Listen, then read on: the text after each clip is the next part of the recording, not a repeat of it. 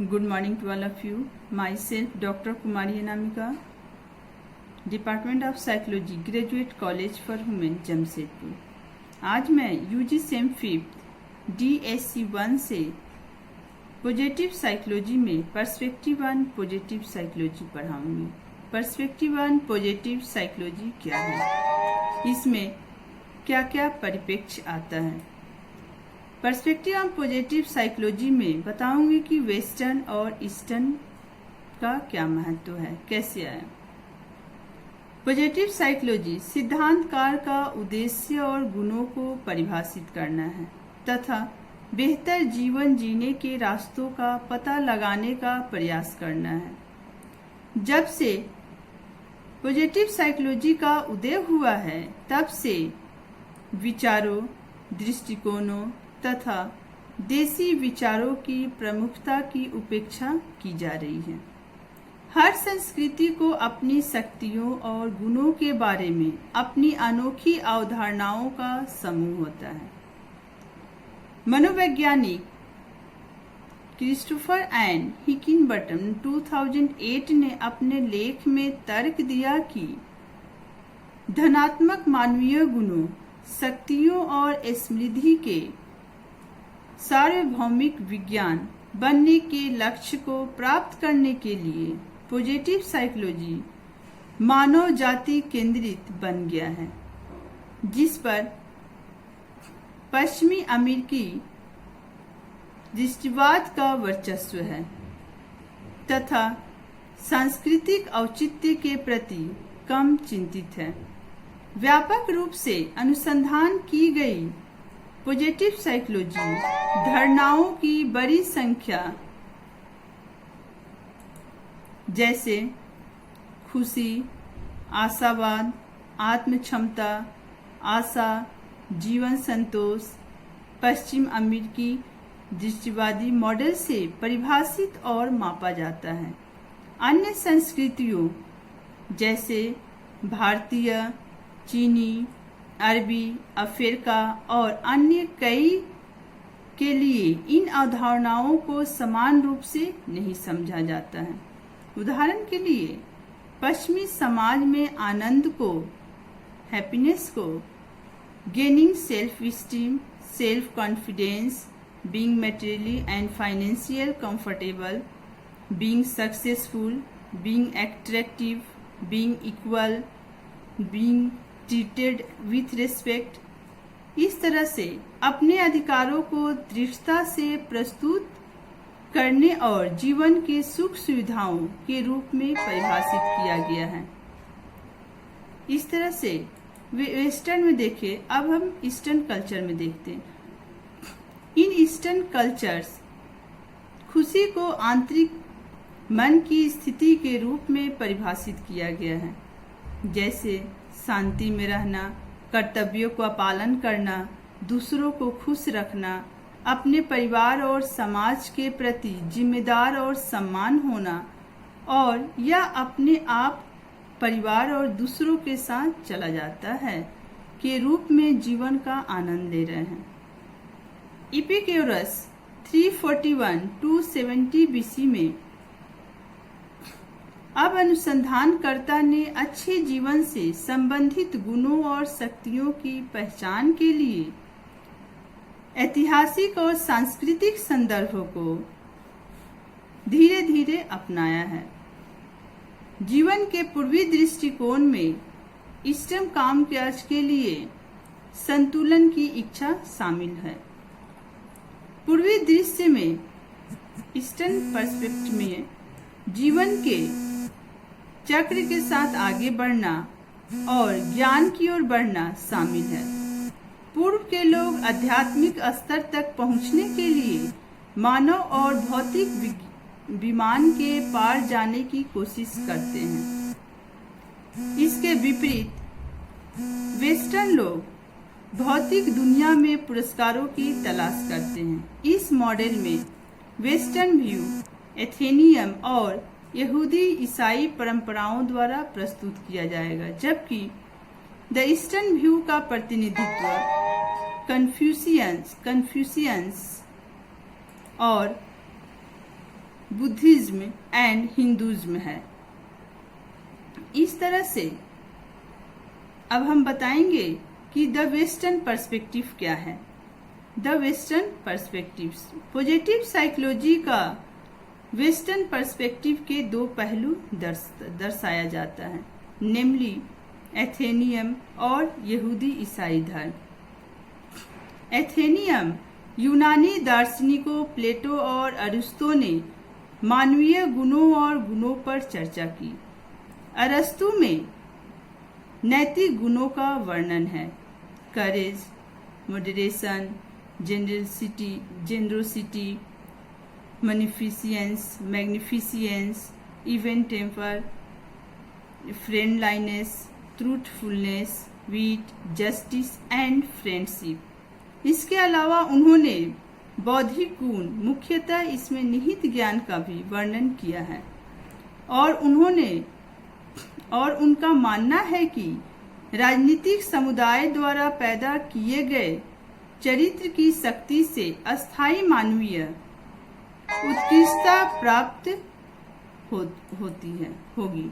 अरस्तु का यह भी विश्वास था कि सरकार को प्रारंभिक शिक्षा के माध्यम से समाज में अच्छाई के विकास की जिम्मेदारी लेनी चाहिए। उसके बाद आते हैं यहूदी ईसाई धर्म क्या है। यहूदी ईसाई धर्म में बाइबिल में कई अध्यायों और कविताओं में गुणों की चर्चा है। पुराने नियम में विश्वास, आशा और दान के गुणों पर प्रकाश डाला गया है। बाद में इन पर थॉमस एक्विनास ने सातों स्वर्गीय गुणों के भाग के रूप में चर्चा की। इतिहासकार के अनुसार एक्विनास इन गुणों को धैर्य, न्याय, संयम और बुद्धिमत्ता के रूप में गिना जाता है, जिन्हें प्रायः प्रधान गुण कहा जाता है। पीटरसन एंड सेलिगमैन 2004 में होप एंड फेथ और विलियम्स हुक 1982 में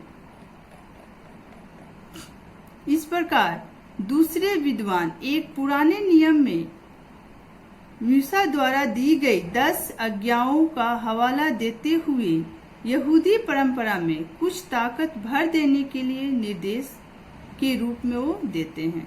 नए नियम में अन्य उल्लेख गुणों और शक्तियों से बना है।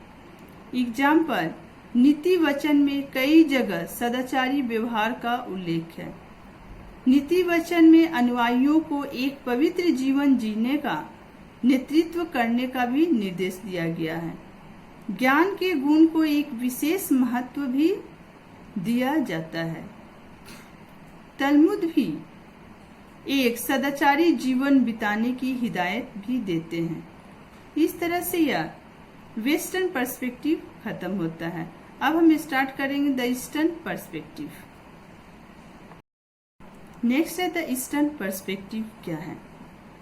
पूर्वी परिप्रेक्ष्य में, ईस्टर्न परिप्रेक्ष्य में विभिन्न पहलुओं अथवा कन्फ्यूशियनवाद, ताओवाद, बौद्ध धर्म और हिंदू धर्म को दर्शाया जाता है। तो फर्स्ट आते हैं कन्फ्यूशियनिज्म।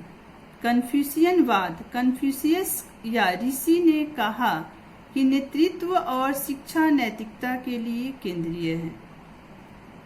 उन्होंने बुराई के इलाज के रूप में नैतिकता पर बल दिया, मोरालिटी पर बल दिया है। उन्होंने उपदेश अरस्तु और प्लेटो द्वारा नेताओं के दायित्व के समान है।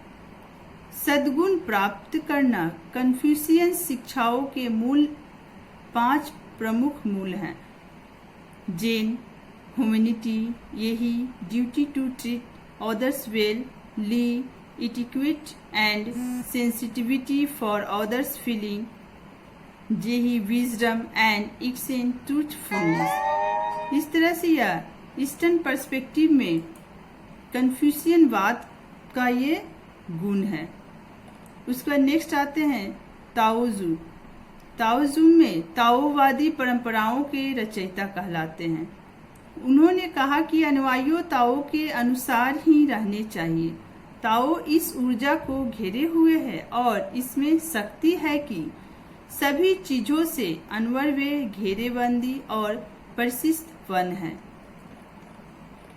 पश्चिमी सुधार ताओवा 2003 समझदारी जीवन में पूरी तरह से भाग लेकर अपने जीवन के रास्ते को अनुभव करने से बच जाएगी। इसीलिए अच्छी और बुरी घटनाओं का अनुभव करने से रास्ता और भी अच्छा हो सकता है। ताओवाद दर्शन के अनुसार सबसे महत्वपूर्ण लक्ष्य स्वतः स्वाभाविक और स्फुरित होती है। नेक्स्ट आते हैं बुद्धिज्म।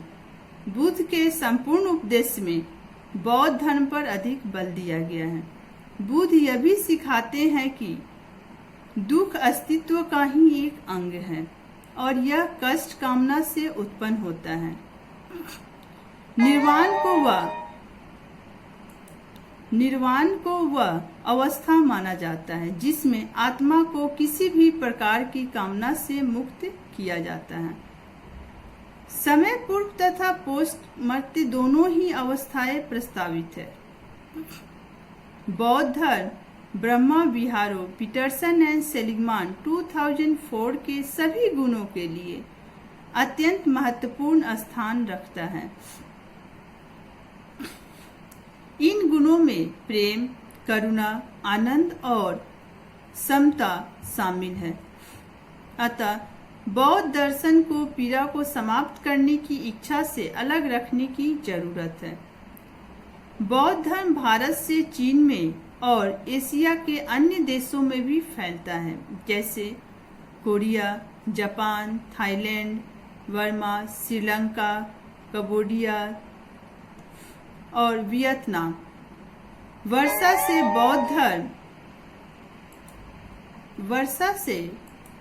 बौद्ध धर्म को